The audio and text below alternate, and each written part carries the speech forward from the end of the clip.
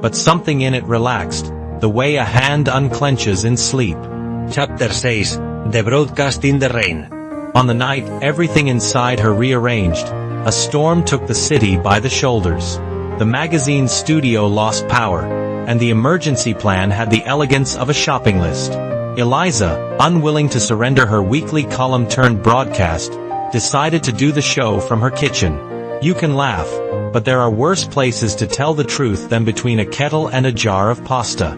Noah arrived with cables and a portable mixer, soaked and glowing with the unwarranted confidence of youth and competence. I lent a lamp and a steady pair of hands and confessed I had once dreamed of radio. There we were, 3 people soldering together a possibility while the rain flattered every window in the street. Eliza took a breath and went live to a city that did not know she was in slippers. She spoke about the strange arithmetic of resilience. How the first laugh after grief feels like theft, how the second feels like interest, and how the third reminds you the bank was always yours. Letters arrived in the chat like flares. A woman in her 60s who wore red for the first time in years. A man who took his wedding ring off a chain around his neck and placed it in a box marked safe instead of shrine. Then Eliza said something that I believe, even now, was the hinge on which the door swung.